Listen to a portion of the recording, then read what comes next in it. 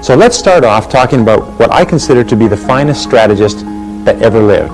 And he was a man who started off as a manager, if you like, a junior manager in a large organization, and he worked his way up, and his name was Alex. Alex's father was the head of the organization, and Alex admired his father, learned a lot from his father, studied hard when he was growing up, but he had great dreams and aspirations of building a big organization far bigger than that of his father's. Now, the Alex that I'm talking about was Alexander of Macedon, who became known as Alexander the Great, one of the first and few men in all of human history to be called the Great in his lifetime and throughout the rest of the pages of history. Now, Alexander, when he was 19 years old, his father was killed. His father was killed probably by an enemy. He was killed with a spear through the eye, I believe it was. And Alexander immediately became the head of Macedon. Macedon and the Macedonians were a race or a tribe in northern Greece. They were a very tough, very hardy, very militaristic race, and they had conquered and ruled all of Greece. Now, within Alexander's household, within his army and the army of his father, and within the other tribes of Greece, there were an enormous number of enemies, or if you like, market competitors for Alexander's position.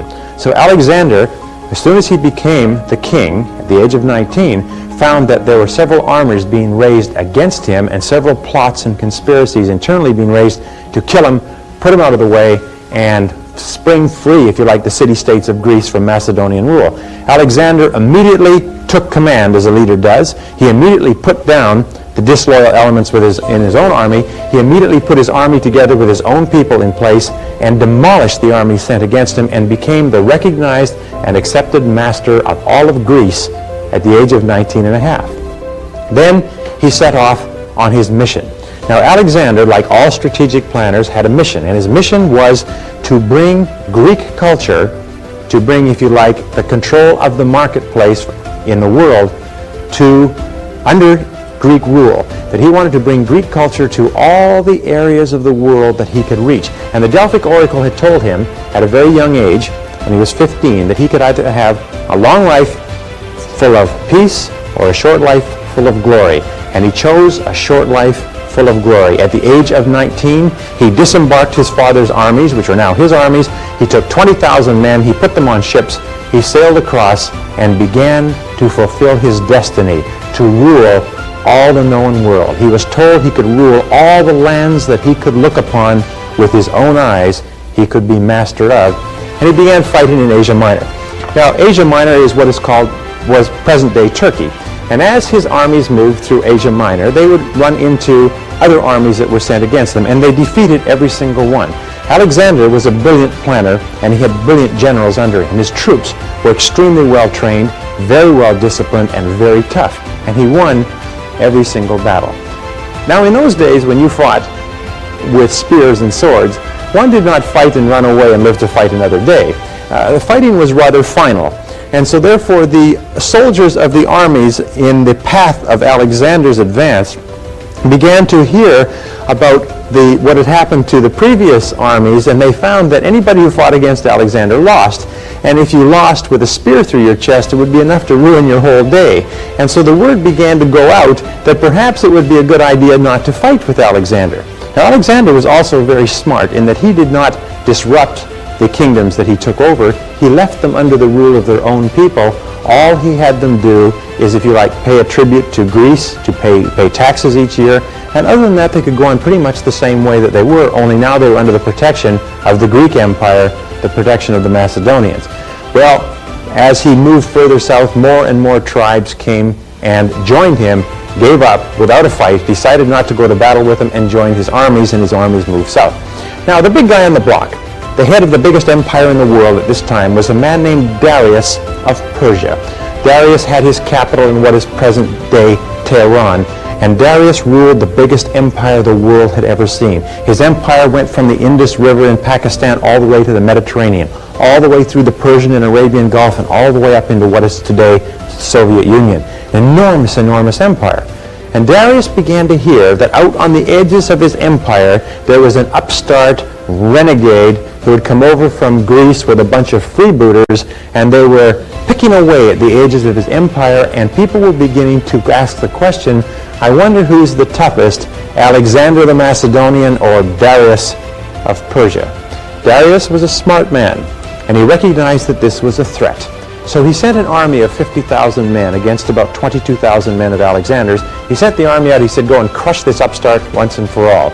Well, Alexander, anticipating this, laid out his strategy and demolished and routed the army that was sent against him. Darius, upon hearing of what had happened, he said, this is serious. This is the biggest single threat to my power, to my empire in my lifetime, and it must be dealt with, or there will be challenges to my strength and challenges to Persian rule all around the empire. So he sent out his messengers, and he sent the messengers out to different tribes throughout the empire, and he said, send me your best troops and have your troops meet me at a place called Arbela. And he sent out levies to dozens of smaller kingdoms, and they sent thousands and thousands and thousands of troops to meet him at Arbela in Asia Minor to fight with Alexander. Well, this battle took place in 333 BC. Alexander acceded to the throne of Macedon in 336. 3 years later, he was 22 years old. He had approximately 50,000 men from the men who had joined him, and Darius now assembled his army at Arbela, actually outside Arbela at a place called Gaugamela. He assembled the biggest army that the world had ever seen. In all of history, up until World War II, there had never been an army this large assembled in one place. It is estimated by various historians, and there's something like 400 historical accounts of this battle, because it was one of the most important battles in human civilization. It literally was a pivotal battle in the history of the Western world. He assembled an army of 1 million men at Arbela. This army was an enormous army. They said it was so huge that at night the campfires spread east and west and over the horizon as far as the eye could see. It was like looking at a field of sparkling diamonds. It just seemed to be no end. It was almost like an ocean of fighting men. Now Alexander was a little bit further south in Asia Minor, and when Darius had assembled his troops, he went out to a place called Gaugamela, 35 miles outside of Arbela, moved the entire army out there and cleared the ground, smoothed off the entire ground. Cleared the ground so that the ground would be clear for his troops and for his chariots, the major battle force that he had. And then he sent a messenger to Alexander, and he said, Alexander, he said, you're so tough. He said, why don't you come to Gaugamela and let's fight. Let's see who's the toughest. Alexander immediately broke camp. They thought it would take Alexander 7 days to get there. He was there within 48 hours. His camp was 50,000 men. He settled his camp in, put out his guards, and everybody knew that the next day they would be fighting one of the greatest battles in history. Alexander had 50,000 men. Darius had 1 million. That night, Alexander's commanders came around him. Alexander always told his people everything they needed to know. Alexander was quoted as saying, it is not necessary that our generals know what the plan of battle is, but it's essential that the men who must fight it know what the plan of battle is. But he called his generals together and he sat them down. His general said, Sire, what do you think is going to happen tomorrow? And he said, well, we're going to win. They said, well, Sire, he said, the men have all great faith and trust in you, but you realize that the odds are kind of bad here. I mean, it's 20 to 1 odds according to our very best intelligence sources. We have faith in you, but this is an awful lot. He said, yes, he said, but you mustn't worry. He said, well, what gives us real cause not to worry? He said, well, I have a plan. They said, sir, that's good. He said, that's very good, sir. We're glad to hear that you have a plan. Could you please tell us what it is? And he said, yes, I'll tell you what it is. He said, I've thought this through very carefully. He said, and of course, it's not possible for us with 50,000 men to defeat an army of 1 million. However, I believe that the army of Darius is not really one army, but it's a whole series of armies, something like 30 different armies made up of troops and levies from all over the empire, and that these armies have nothing really in common with each other except a common loyalty to Darius. They have different languages, different cultures, different orders of battle, different religious rites, different military organization, and so on. The only thing they have in common is a loyalty to Darius. And he said, and I believe that if something were to happen to Darius tomorrow, that the rest of the armies would split, that they would take off rather than stay and continue the fight. Now, Darius has his camp right here in the front of the army where he's going to direct this battle. They all expect this battle to be over by lunchtime. They expect it to be a crushing defeat. So I want you to go back and I want you to tell all the men in my army that we don't have to worry about defeating this whole army because we're not going to fight the whole army. He said, tomorrow we're going to do one thing. He said, we're going to go out and we're going to kill Darius. You understand that? Tell them we're going to kill Darius. And the word went down to the Macedonian army at night, passed on from man to man. The order of battle for the next day would be to kill Darius. Kill Darius. Kill Darius. The next day they lined up the troops. Darius lined up his army like a massive wall of humanity, of 1 million men, to move forward and simply crush and overwhelm the Macedonian army of 50,000. But Alexander lined up his army a little bit differently. He lined up his army the next morning in ranks like this. A strategy that, to the best of my knowledge in studying military strategy, has never been used before or since. He lined up his armies deep, and Darius, historical accounts say, what on earth is he doing? He said, well, sire, this is a very unconventional way of organizing his troops. Now, Darius's major attack force were battle chariots. Now, battle chariots were the chariots that had the hooked swords that come out from the wheels, and they would cut through, and those swords would spin razor sharp, and they would cut the legs and arms, literally chop the troops into hamburgers as they went through them. And if you set 300 battle chariots against an opposing force, and they went through with arms and legs flying in all directions, it went a long way toward demoralizing the fighting ability of the opposing force. And it had worked for Darius for years, and Alexander knew this would be his strategy. The reason Darius had chosen this ground was because he could flatten the ground, and the ground would be flat like a massive parking lot so his chariots could maneuver. So Alexander lined up his men like this, and just before the battle began, he began to move his army this way. Now, there was rough country over here, country that Alexander would have a small advantage in. As he began to move his army sideways, the entire army moved sideways, kaboom. This is what is known as maneuver or surprise. They began to move sideways. And Darius said to his men, what on earth is he doing? They said, well, he's moving sideways off the battlefield, sire. They said, well, move our army sideways too. So they tried to move this army sideways, and it created a little bit of chaos and confusion in the army. Finally, Darius said, the heck with this. He said, send in the chariots. And they sent in the chariots.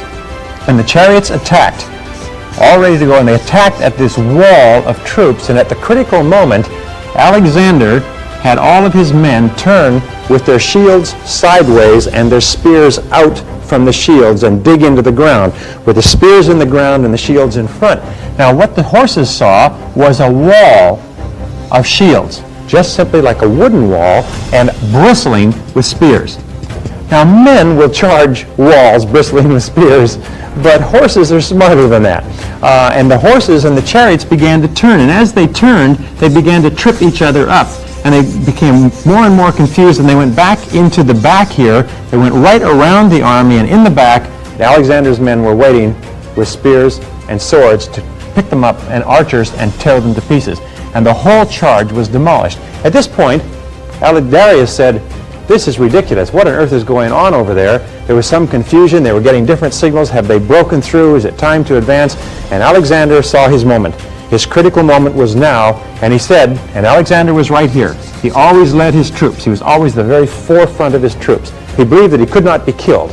And so he always was in front. He wore white armor. He had a white plume, rode a huge black horse. And if you wanted to know where the battle was where the man on the black horse was always where Alexander was.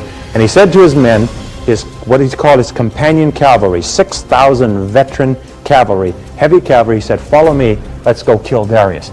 And he threw his army with himself at the beginning like a spear into the center of the Persian army. Just like a spear, and he said, follow me, and they charged and went straight for Darius. Now, of course, Darius had never anticipated that something like this would happen. He said, what on earth is going on? They said, well, he's coming right for you, sir. He said, well, stop him. They said, well, sir, we're trying to stop him, but we hadn't anticipated that he would actually initiate an attack or an offensive attack against our forces. Now, this is a brilliant attack, by the way, brilliant strategy, because in this sort of strategy, the only part of Darius's army, the whole Persian army that could fight against Alexander, was this part here, was the part that is directly facing Alexander. All the rest of the army was useless because there was no one for them to fight against. And not only that, Darius could not be giving commands to the rest of the army to move forward as long as he was facing a direct assault on his own encampment. So Darius said, stop him quickly. They said, we're doing everything we possibly can, sire, but he just continues to advance. They said, well, if you don't stop him, he said, he's going to break through. He says, yes, sire, that's a very great possibility. And Alexander's men kept cutting through. Alexander's men, none of the Persians had expected this kind of an assault. And Darius finally said, well, he said, if this is the way it's going to be, he said, I think I'll go back to the palace for lunch, and you guys can stay here and fight with them. And he jumped in his chariot with his battle flags waving, and he drove off the field of battle. Now, around him were his vice presidents, if you like, his generals, and they said, well, sire, we don't want you to do lunch alone. We'll come with you. And they jumped into their chariots, and they got the hell out, too. Now, the rest of these armies didn't know what was going on. There was dust and confusion and shouting and trumpets and these sounds of horses and men dying. It was terrible, terrible sounds. But they did know one thing. They got through the grapevine. They heard that Darius was fleeing. Now, these guys were not very smart, as they say. They weren't Rhodes scholars or Oxford scholars. They were pretty humble, simple, solid fighting guys, but they could add 2 plus 2. Now, the first 2 was that from everything they'd heard about Alexander, he never lost a battle, and anybody that fought against Alexander lost. And it was a terrible way to end your day. He said, number 2 is that Darius is fleeing the scene of battle. Alexander never loses, Darius is fleeing. What could that possibly add up to? It could add up to that, believe it or not, we must have lost. If we have lost, then we had better get the heck out of here, because those Macedonians are mean SOBs. And the word went out that Alexander has won, Darius has fled, let's get out, and they all took off. His strategy was correct. The armies took off. They fell over each other. They stumbled. Horses and men broke their legs. And then Alexander, who had anticipated this, began the advance. And his advance went straight through this army like a haymaking machine. At the end of the day, the Persians had lost 400,000 dead. It was one of the most incredible and disastrous battles in all of human history. The Macedonians under Alexander lost 1,247 men, and Alexander at the age of 22 was the undisputed master of the entire world. Why do I tell you this story? Well, this is one of the greatest examples of good strategy that you'll ever see in your entire life, and I'm going to link in some of these principles as we talk quickly in the next few minutes about the key strategic variables that were in place here and some of the things that you can do in your own organization to learn from this. Perhaps the most important quality that you can develop for success and happiness in life is the quality of courage. Winston Churchill once said, "Courage is rightly considered the foremost of the virtues, for upon it all others depend." There are several forms of courage that you can develop with practice. These different forms of courage will help you to achieve the great success that is possible for you, and they're all learnable with practice.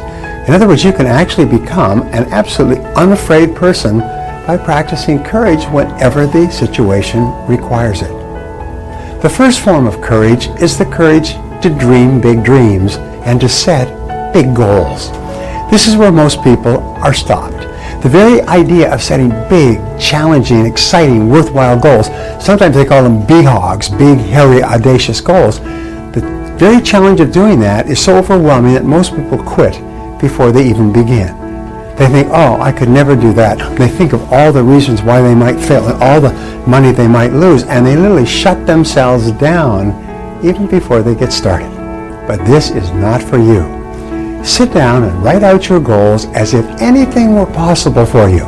Sit down and write out your goals as if anything were possible for you, and never be afraid to dream big dreams.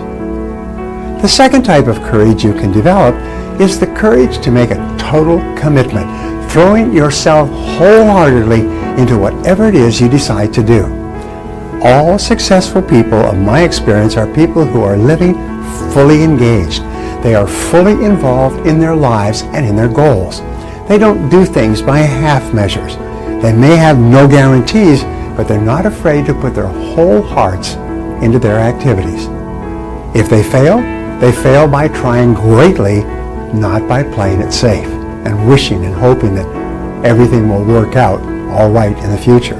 What they do is they take great risks with no guarantee of success, and so can you. The third type of courage you need is the courage to move out of your comfort zone. It's the courage to move into your zone of discomfort, where you feel awkward and clumsy and sometimes alone. The comfort zone is one of the greatest enemies of human potential and of your potential. When people get into a comfort zone, they strive to stay in that comfort zone even if they're not happy with their situation. Often their whole lives pass them by while they're furnishing and reinforcing their little rut of medium performance. You need the courage to continually move yourself in the direction of your biggest goals and ambitions. You need to be willing to face discomfort in order for you to grow. You need the courage to launch in faith with no guarantees of success. Someone once wrote, "If every obstacle must first be overcome, nothing will ever get done." Courageous people are those who have a dream and set a goal. They make a plan and they take the first step with no assurances and no guarantees that their efforts will result in success. However, if you look upon every step forward as a learning experience and every setback as a valuable lesson that has been sent to you to make you stronger and better, you will not be afraid to launch in faith into the unknown. You need the courage to risk failure. You need the courage to endure constant setbacks and disappointments and temporary defeats. You need to learn to deal with failure by realizing that failure is an indispensable prerequisite for success. You can't succeed without failing, and failing lots of times. Remember that wonderful quote from Thomas J. Watson Sr., the founder of IBM? He said, "If you want to be successful faster, you must double your rate of failure." He said, "Success lies on the far side of failure." You need the courage to treat failure as an opportunity to more intelligently begin again. You need to overcome the fear of failure by doing the things you fear over and over until the fear is gone. And then by resolving to bounce rather than break when things don't work out for you. You need the courage to turn toward danger continuously, to face the things you fear. Now, identify all the fear situations in your life that cause you stress or anxiety today. Decide what the worst possible outcome of each of these situations might be. Resolve to accept the worst should it occur. And then take action to resolve each of these situations. Refuse to allow a fear situation to remain in your life, dominating your thinking and emotions and holding you back. You need the courage to be willing to make mistakes and learn from them. All peak performers continually make decisions, make mistakes, learn from them, pick themselves up, self-correct, and carry on. Successful people are not those who necessarily make the right decisions all the time, but by hanging in there, they make their decisions right. If they make a mistake, they accept it. They learn as much as possible from it, failing, making mistakes, and carry on.